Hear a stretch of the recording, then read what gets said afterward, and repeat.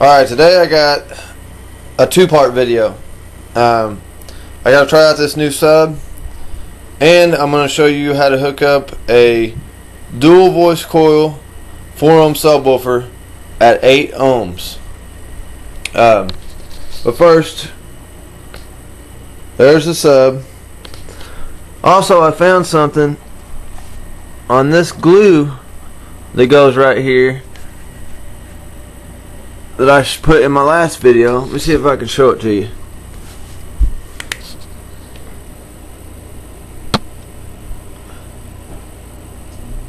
Dang it, it's hard to get. See that patch up in there? Looks like he patched it. I just hope the foam, like surround stuff, didn't come undone. But anyway, what I'm gonna do is we're going to use this little wire right here. This is a little bitty wire. I'm just using this wire to test it.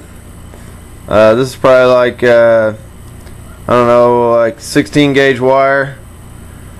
And what you got to do, well, actually, I'm gonna let me hook it up and get it ready real quick, and then it'll be a little bit easier to explain. And I'm showing you how to hook this up at 8 ohms on a monoblock amplifier. So hold on one second. Alright, here's what I did. Here's what you got to do. You got two voice coils, dual voice coils. You got one here, and you got one here. What you do is you hook up, you got your positive and your negative over here. Hook up your negative right there and run it around. I got a big long speaker wire here because I'd cut it, but I'm using this for video purposes, so I'm not going to cut it because I'm not going to leave it like that. But you run it from your ground, or your not ground, or your your negative. Run it around to your positive. Hook those together. Then all you're going to do is from your monoblock amp, you're just going to have your positive and negative, because it's a monoblock, one channel. You're just going to hook the other two up like normal. Like you're going to have your negative left on this side, and you're going to have your positive left on this side. You just hook those two in like normal. Hook your positive to your positive and your negative to your negative. This will make your 4-ohm subwoofer, dual voice coil 4-ohm subwoofer. It will bring it up to 8 ohms. And I wondered for a while, like, why you would do that, like why you would want to bring higher ohms and get less power.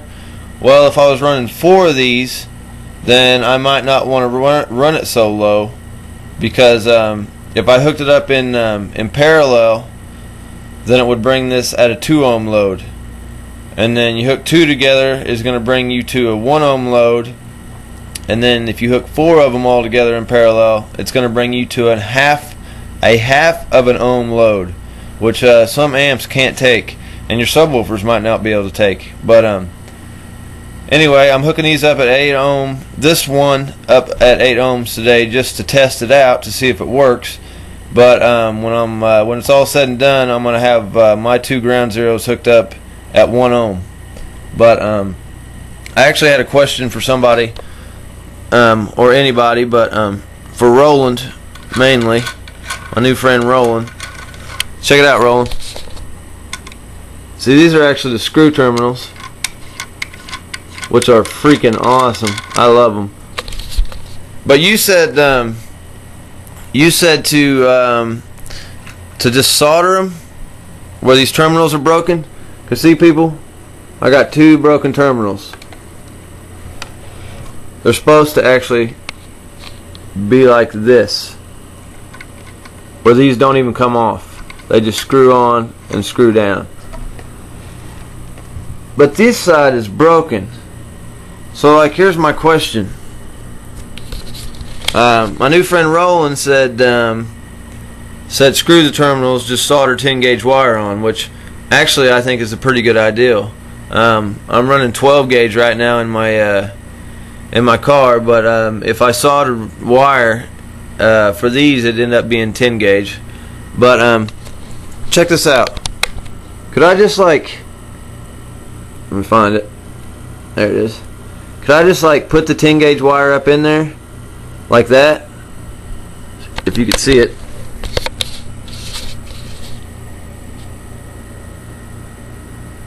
And like solder that in there like that. See what I mean? Like just solder it right there on that terminal instead of like soldering it directly to the leads, which I think would be hard as crap. Just stick the wire right there and put a big old thing of solder on it.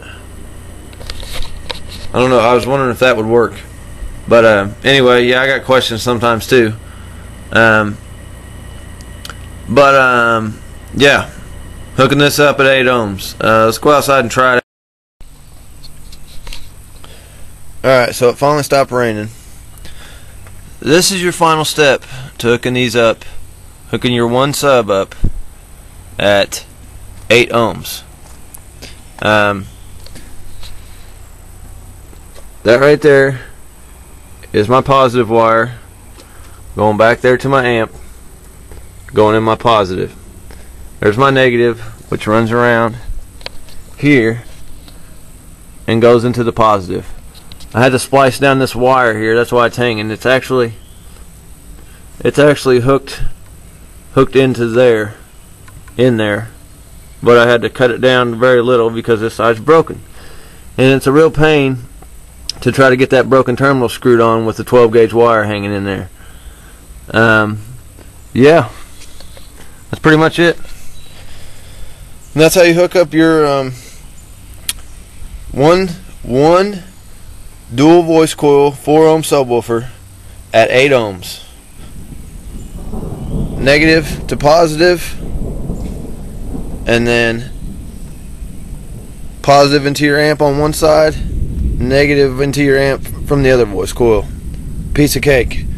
The rain's wanting to come back. It finally stopped raining so I can test this sub out. Now let's see if this sub works. Oh, also, I switched up back here. Took my old, got my crossover going, my MA audio amp. I had a piece of crap pair of RCAs hooking them both together. I took cool Roland and M5 Speed gave me some little kicker RCAs I hooked up in there, which are sweet. Let's see.